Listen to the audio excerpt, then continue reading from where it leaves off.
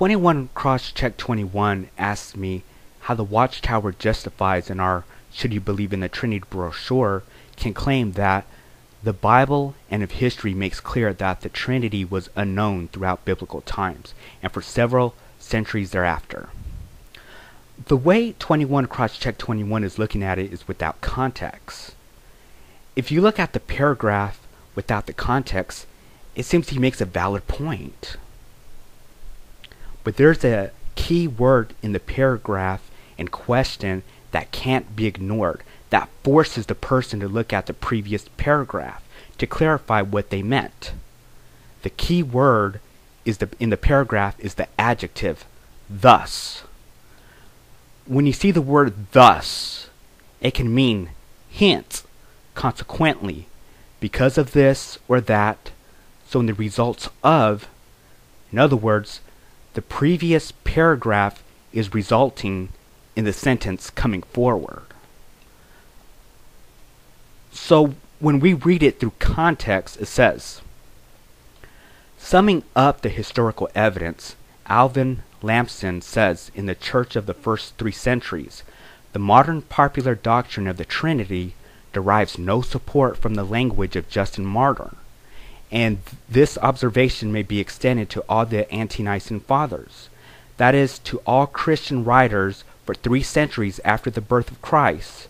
It is true, they speak of the Father, Son, and the Holy Spirit, but not as co-equal, not as one numerical instance, not as 3 in 1, in any sense now admitted by Trinitarians.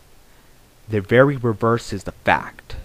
Thus, the testimony of the Bible and of history makes clear that the Trinity was unknown throughout biblical times and for several centuries thereafter. What Lamson wrote, did he mention anything that the church fathers knew nothing about the Trinity? Not at all. All he said, the modern popular doctrine of the Trinity was unknown, and the Watchtower writer was agreeing with Lamson's by saying, thus, the Trinity was unknown throughout biblical times and for several centuries thereafter. It's referring to our modern day Trinity. And Lamson also acknowledged that the church fathers did know some sort of Trinity, but not the modern day Trinity. And to demonstrate 21Crossrespondp1, I'm going to prove it to you based on a conversation that we had. You started by quoting Clement of Alexandria. Clement of Alexandria, I understand nothing else than the Holy Trinity to be meant. For the third is the Holy Spirit, and the Son is the second, by whom all things were made, according to the will of the Father. Nothing in there indicates a modern day Trinity that the Father, Son, and Holy Spirit all quote equal, but that's on Stramata book 5, chapter 14. And you continue on. I wonder why the Watchtower didn't use that quote from Clement. I would suggest you dig a little deeper into the footnote you quoted. Well, the reason why we didn't use that quote because Clement didn't have the same understanding of the Trinity as we do. Or actually as you guys do. Now, I was going to display our whole conversation, but I don't have enough time for that. You can read it on Should You Believe in the Trinity brochure, Defended Part 1 video. But to summarize, I asked him to prove at least one church father that's noted in the booklet that did believe in our modern day Trinity, meaning Father, Son, and Holy Spirit are all co-equal. Now remember, it was his choice, and he chose Origen. He quoted, "Nothing in the Trinity, Father, Son, and Holy Spirit can be called greater or less co-equal, since the fountain of divinity alone contains all the things by his word and reason, and by the Spirit of his mouth sanctifies all the things which are worthy of sanctifications." I told him this is not referring that those in the Trinity are co-equal, but the diversities of gift that they give. The Father, Son, and the Spirit, the source of the gifts is not greater or less, but all these works that are one, the self-same Spirit, dividing to everyone severely as he will. And I quoted, And notice in Origen's writing, he doesn't show that the Son is equal to him, but is subordinate to the Father before creation. And I gave him the reference of Origen's writings against Celsus, book chapter 2, chapter 9, in the Ante-Nicene Father, volume 4, page 433.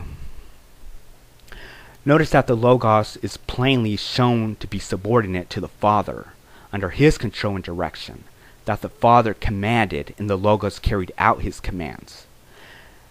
This fact itself disproves the common teaching that the Father and the Son are, quote, equal. Obviously, although both are God, one is subject to the other and is under their authority. And then he comments, your comments show that you do not understand the Trinity. Modern Trinitarians believe within the Trinity there's order. Just as husband and wife are equally human, a wife willingly subjects herself to her husband.